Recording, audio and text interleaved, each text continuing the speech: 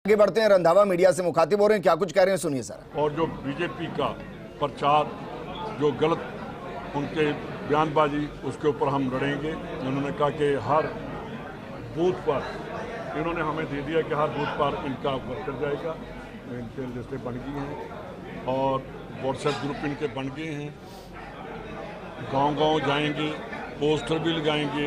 इन्होंने झंडे जो हैं वो जो भी यूथ कांग्रेस का मेंबर बना है उन सभी के घर पर हमारे झंडे भी लगाए। सोशल मीडिया पर बहुत एक्टिव है, यूथ को कनेक्ट करने के लिए सोशल मीडिया की एक्टिविटी कैसे बढ़ा रहे हैं? बिल्कुल, मेरी इनके साथ बात हुई है, इनको हम साथ लेंगे और जो हमारा सोशल मीडिया है वो हमने एक्टिव कर दिया है। उसकी कल मैंने मीटिंग भी बुलाई है। वो जो हमारे इंचार्ज हैं ऑल इंडिया कांग्रेस यूथ आगे कैसे इन जाएगा? तीनों को जो ऑफिस बेरर हैं इन सभी को साथ लेकर इनके साथ चर्चा करके 1-2 दिन में वो भी लॉन्च कर। सर यूथ आगे कैसे जाएगा? आपने खुद ने एक पीड़ा जताई कि सारे जो मंत्री हैं उनके बच्चे आ देखिए, जाते हैं।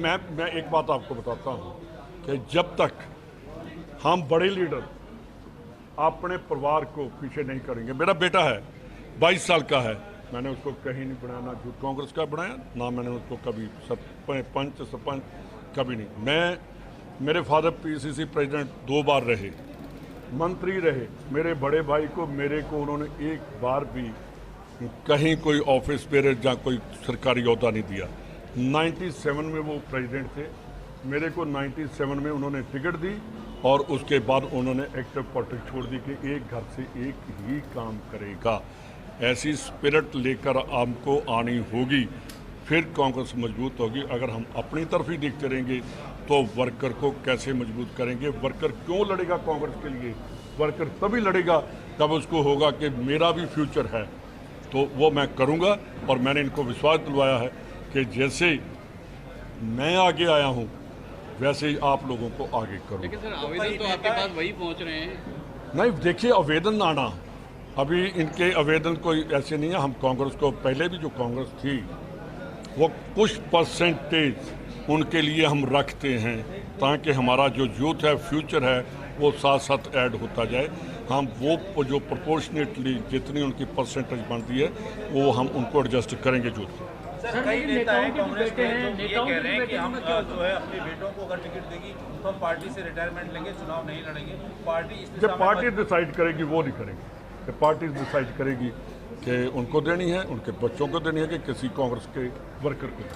सर, बहुत सारे नेता हैं, उनके बेटे भी, उनके परिजन हैं, वो भी टिकट मांग रहे हैं, तो उनका क्या होगा? क्या उनको मैंने आपको यही कहा कि ये ऑल इंडिया कांग्रेस कमेटी, खड़गे जी, राहुल जी, जो CEC बनेंगे चीफ, जो हमारी सेंट्रल इलेक्शन कमेटी है वो डिसाइड करेगी। वो किसी के कहने पर टिकट डिसाइड नहीं होगी। राजस्थान के बागड़ में भी यही तस्वीर नजर आ रही है कि परिवारवाद को ज्यादा बढ़ाया जा रहा है। कौन कह रहे हैं? इसको लेकर के किस तरीके से रणनीति इस तरह की? नहीं, बीजेपी में परिवारवाद नहीं है। उनके अमित शाह जी के बेटे क्या हैं, दूसरों के बेटे क्या हैं, उतने तो हमारे परिवारवाद है ही नहीं। मैं आपके सामने खड़ा हूं, मैंने बता दिया कि मेरे फादर ने उसी दिन एक्टिव पॉलिटिक्स छोड़ दी। सरदार दरबारा सिंह रहे हैं हमारे पंजाब के चीफ मिनिस्टर, लक्ष्मण सिंह गिल रहे हैं, गुरनाम सिंह जी रहे हैं, कभी किसी के परिवारवाद नहीं चला। तो इसका मतलब जो बीजेपी में आए वो परिवारवाद नहीं है।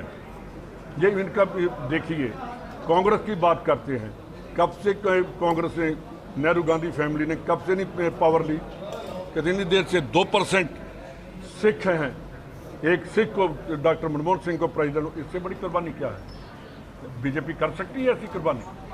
क्या माइनॉरिटी को देगी कभी? तो वो कांग्रेस ही है। और उन्होंने कभी, ना राहुल गांधी ने ना सोनिया गांधी ने कभी नहीं कहा कि हमें ओहदा चाहिए। यूथ को टिकट के लिए कोई परसेंटेज या नंबर ऑफ सीट्स कोई डिसाइड किया? जो डिजर्व करेगा उसको जरूर टिकट मिलेगा। प्रदेश अध्यक्ष तो हमेशा डिजर्व करता था, अब तो 3-3 डेलीगेट हैं, तो 3 तो शुरुआत माने। नहीं, देखिए, जो डिजर्व करता 3 एक कंस्टिट्यूएंसी तो नहीं है, अलग अलग से हैं कि एक से हैं? तो फिर करेंगे, देखेंगे क्या उनका जो बनेगा करेंगे। कमेटियां आई है आपकी, कमेटियों के अध्यक्ष हैं वो यंग नहीं है, ज्यादातर है वो उम्र। देखिए यंग जो है उनको जो काम दिया है उनको, अब यूथ कांग्रेस का, वो अपना काम बखूबी कर रहे हैं। जो इलेक्शन का काम होता है वो सीनियोरिटी और जो सीजन पॉलिटिशियन है उनको ही दिया जाता है। प्रियंका जी आ रही हैं, प्रियंका जी जो परसों आ रही है, क्या कुछ? देखिए, वो आएंगे, वो आगे वहाँ हमारा प्रोग्राम भी होगा, हम वहाँ जाकर, क्योंकि हमारा इलेक्शन प्रोसेस तो स्टार्ट है, तो एक नहीं हर 5-6 दिन हमारी एक लीडर आएगी। मल्लिकार्जुन खड़गे साहब भीलवाड़ा आए तो बीजेपी ने एक आरोप लगाया कि जो राजस्थान में घटनाएं हुई है, क्या वहां पर मल्लिकार्जुन खड़गे साहब जाएंगे? जो राजस्थान में घटनाएं हुई है, क्या वहां पर मल्लिकार्जुन क्या खड़गे मैं साहब उनको जाएंगे? पूछता हूँ बीजेपी को, खड़गे जी तो जाएंगे, चीफ मिनिस्टर साहब भी गए और भी जाते हैं, क्या वो मणिपुर जाएंगे? वो पहले जवाब दे दें। उनका कोई लीडर आज तक मणिपुर गया है? उनके किसी लीडर ने मणिपुर पर आज स्टेटमेंट कोई दी है? किसी ने वहाँ लोगों के साथ ये कहा है कि वहाँ बुरा हुआ है या ठीक हुआ है? वो ठीक ही क्या दे? आज तक बीजेपी क्यों नहीं बोली? उनके मन में क्या है? एक सिर्फ जहाँ इलेक्शन है वही बात करते हैं। तो मैं एक बात और पूछता हूँ कि आपने कभी नहीं पूछा कि ईडी क्यों आई? आपने कभी पूछा? प्रेस ने, मेरे ख्याल आप भी डरते हैं कि कहीं आपके ना आज एक आपका कोई चैनल है आज है कि नहीं पता नहीं, उसमें उनके तो एक बार आगे, मेरे ख्याल वो डर तो नहीं गया जिनके उस दिन आई थी ईडी। वो कह रहे थे कानून अपना काम कर रहा है। कानून आपका काम अपना काम। बीजेपी के पास लीडर नहीं है राजस्थान में आने के लिए।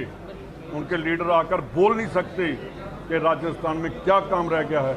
वो इसीलिए उनके पास आप लीडरशिप, पता कौन रह गया लीडरी करने के लिए? उनके पास ईडी है कि ईडी को भेज दो, सीबीआई को भेज दो, इनकम टैक्स को भेज दो, किसी और को भेज दो। कांग्रेस नहीं डरेगी, जो करना है वो करें। हम अंदर भी जाएंगे और जीत कर भी आएंगे।